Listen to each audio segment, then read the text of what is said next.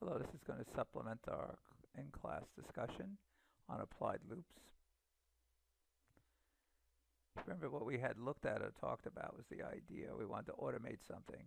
Here we go to a popular site, and I want to maximize or find a maximum of this expression. And I plug in some numbers, and it gives me this information here. I'd like to write my own program in C++ to do the same thing. So to begin with, I'm going to create lots of x's. There's all my x's. How do I do it? I'm going to use a nice for loop. Start from 0, go to 10, notice the equal sign, go to 10, and go in steps of 0.5. And to make sure my loop is working, I'm going to say x equals and print out this variable x. And on my left here, you can see I generate x's from 0 all the way up to and including 10. Why am I doing that? I'm trying to get this line right here, a bunch of x's. It's not that important at the moment. I don't exactly have these values. So what do we have? We have a thread of execution or a thread of control. I enter through the main program, create this variable x, that's a double, set it to 0. Go to the test condition, find out x is less than or equal to 10 is true. Go into the body of the loop, do everything the body of the loop says. The body begins at this brace and ends there. Then I go to this increment section, add 0.05 to x, put that answer in x, move back to the test, and if it's still true, I stay in the loop, repeating this red path around and around the loop until this is no longer true. Say x is 10.5 or any value greater. Well, this is not true. I leave the loop and the program is finished. I want to do something with those x's now. For example, an equation. I pick a simple equation. I say x times x. And so that I don't get confused in my output section, I actually write the equation out, x times x, and then print the value of x times x. And this loop runs around giving me x, and we could say this is a y value. And we get so many numbers. Oh, sorry, not lots of numbers. So what I did here is I said, let's create an actual y variable and set it equal to the equation that we're interested in. Minus 2 to the power of x squared plus 10x plus 5.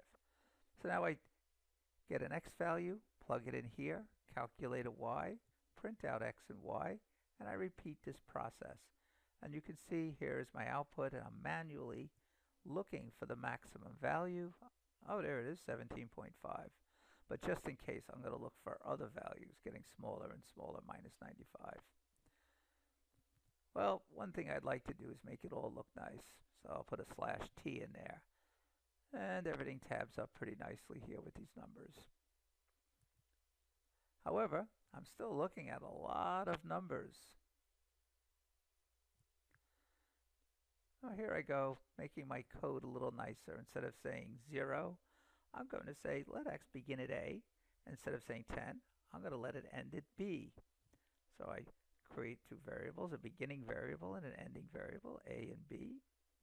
I run the program again and I look, A starts here and there's B. I make this note of checking my code. I kind of trust the code. I'm trusting it even more as I build it and test it, and I add comments to it. Because I don't know what A and B is. Well, now I do, but a year from now I might not if I have to change this code. And it's part of a larger system. So I add my comments, and I've also upgraded to 0.5. I said, why does it have to be a half?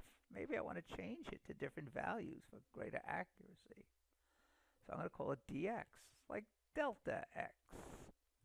And again, I go through my computation, and I'm just improving the overall design of the program, making it readable. And again, I still have so many numbers to look at to zero in on this. Well, maybe I could have the program grab the number for me somehow.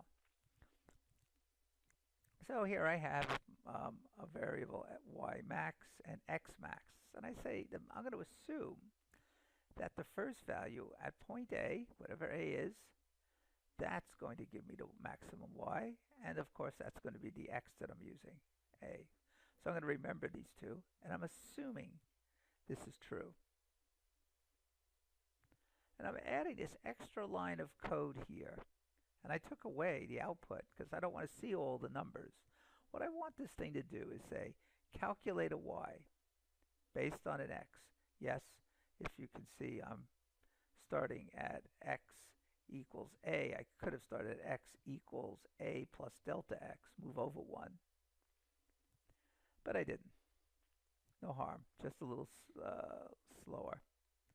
So I calculate a y based on an x, and then I check that y against the y that I think is the largest value.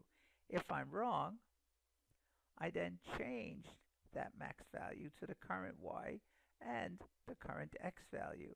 And this loops around and around, and it changes the x and y only when necessary. Now what happens, here's the entire program. I started A at 2.2, I went to 3. I gave myself a nice small delta x of 0.01. So this thing's going to loop a lot. There's my function, which we will replace this later with a function. It'll be much nicer. And here I have my test to see, to remember only the largest value. And when I'm done with the loop, out here, I now say the maximum y is y max, tab, make it look nice, and the maximum x is x max. Now, if I put that equation, this is a different one though, equation inside a function, and I'm going to call it f just because it's a nice name for a function, because functions are fun. I could then replace my code like this. I could say f of a equals y max. And over here I could say y equals f of x. And this is looking like a nice, looks like something from a math text almost. So we have this beautiful clean solution. Here's my equation now. I can type any equation I want in here. Yes, any equation, because that one equation will be represented by this function. So it's automatically changed. That is, this f of x and f of a is automatically changed when I change this. I change some values. I run through the loop hundreds of times. Oh, thousands.